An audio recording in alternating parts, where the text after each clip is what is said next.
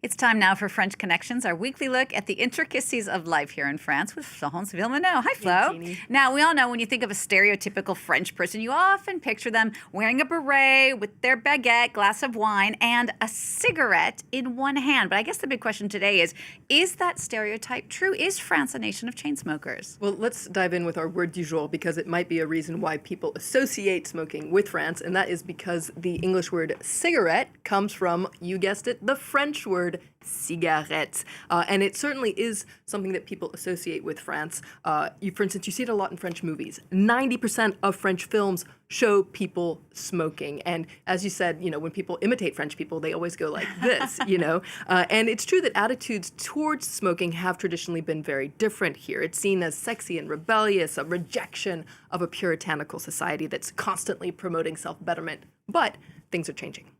So it's true, they are really changing. I mean, the number of people smoking has dropped significantly since the 1950s. And actually, France currently has, and I'm quoting, the lowest prevalence ever recorded since the year 2000, according to the France Addiction Agency.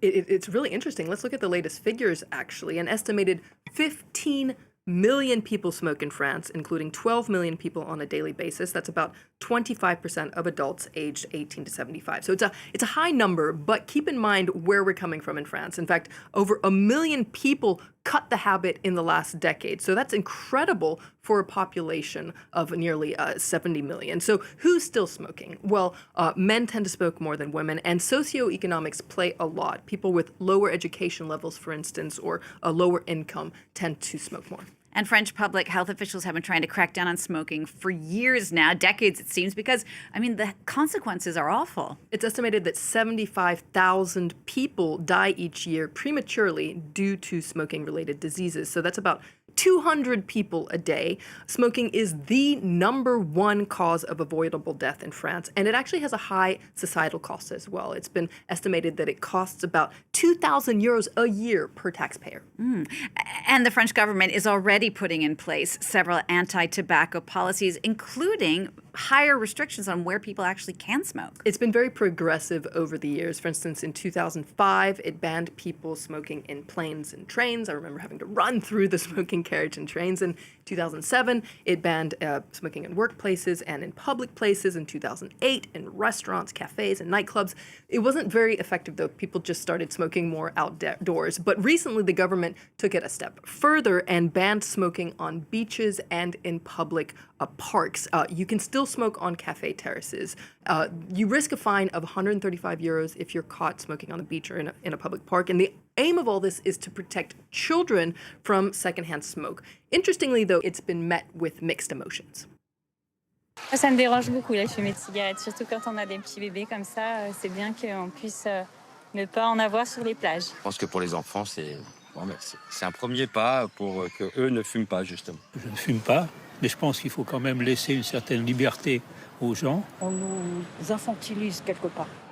Yeah, the truth is French people really do hate being told what to do. And on top of banning smoking in certain areas, authorities have also regulated how cigarettes are sold and how much they cost. And this is really what seems to have been the most effective in getting people to cut back on smoking. First of all, authorities changed the packaging. Since January 2017, all cigarette packs are neutral in France. You don't have logos.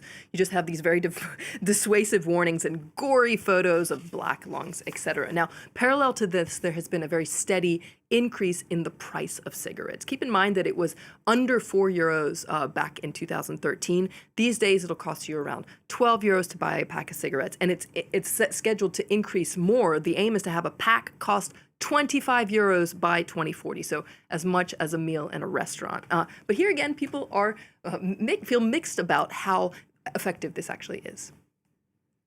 Je suis fumeuse, donc je fumerai, quel que soit le prix. C'est très bien, parce que si ça peut inciter les nouveaux fumeurs, les jeunes, à ne pas rentrer dans le cycle infernal de la cigarette.